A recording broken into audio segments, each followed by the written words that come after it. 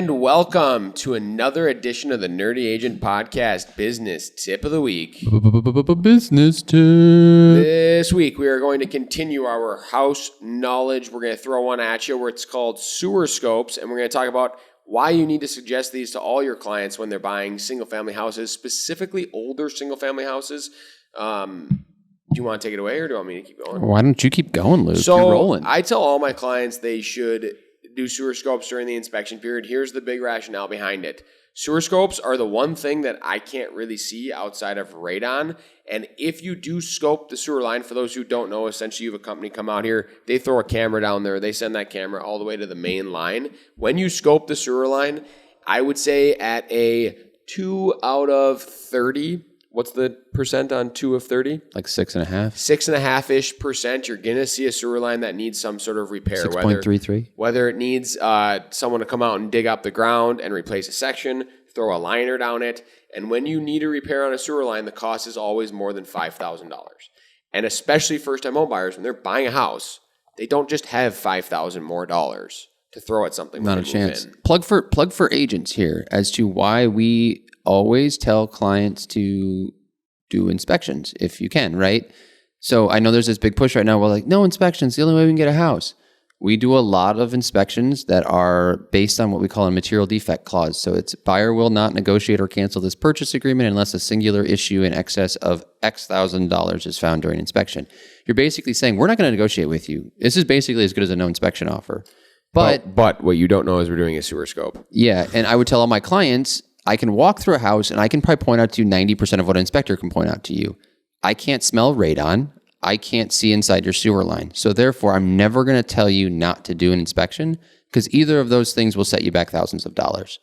And I have no idea. So especially based on the age of the house, it is important to be evaluating this. If you have anything that's like 70s or older, 80s or older, your sewer line has a heightened risk of potentially a problem. Anything like 50s or older, you have those clay tile sewer lines that just have been around a long time. And so they are going to have more likelihood of there being a potential risk. I will suggest a sewer scope on a 2003 build. I know I'm in the minority here, but I've been told that landscaping can crush the sewer lines. It's possible with PVC. It's just it's less likely. So to your 2 out of 6. Or 2 out of 6. Oh, now you're looking at 900. I tell people like, it's somewhere between 0 and 5 to 10%, right, in terms of issues on these. But for $200 for a $10,000 repair, that math makes sense to go look at it before you move into the house, and then you can negotiate it. With a 2010 build, your likelihood is far lower, so your math doesn't make sense, but the peace of mind is sometimes worthwhile to make sure you're good. Another thing you can, if you're inside a house and you want to show your knowledge on understanding things, if you find the main stack, which is going to look like a big pipe in the middle of the utility room, typically sometimes they're hugged in the wall. So it's usually the biggest one going straight up the middle of the utility room. There's going to be a spot on there on what looks to be something you can unscrew or pull out. But it would be hard to unscrew if you were doing it with your hands. Yes, that's your clean out that you can get in there and scope the sewer line. You'll notice if it's the same material as the rest of the pipe, they probably haven't opened it very much. If it's a new black rubber circle piece, they have removed that before and they've had to clean the sewer line. Mm-hmm. If they've had to clean the sewer line, that means there's roots in the sewer line, and roots are typically the thing that could cause it to why offset. do roots grow into sewer lines? This is my favorite, I think, real estate fact in the world. Yep. I found this out a couple of years ago, and it maybe seems pretty obvious to some people because I do tell people, and they're like, well, yeah, of course.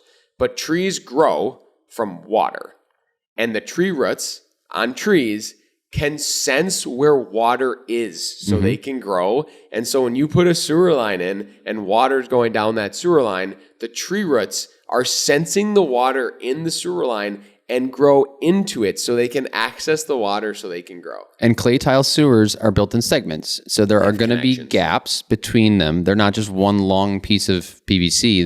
They're connected in pieces. And so there are going to be gaps where tree roots can grow into that. And to Luke's point, they're going to grow towards water. So it's not uncommon to have sewer lines that need to be cleaned. All of our St. Louis park houses are cleaned pretty much every year. And so we do that. But this is another PSA for if you're an agent and you're not familiar with sewer lines, look them up. And if you're not familiar with needing sewer inspections, or you're not doing them for your clients today, you should absolutely be doing them, unless you're maybe in some state where they don't have problems with them. But in Minnesota specifically, this is one of our biggest things that we recommend to all of our clients. And that's all we have today on the Nerdy Agent Podcast Business Tip of the Week. Business tip.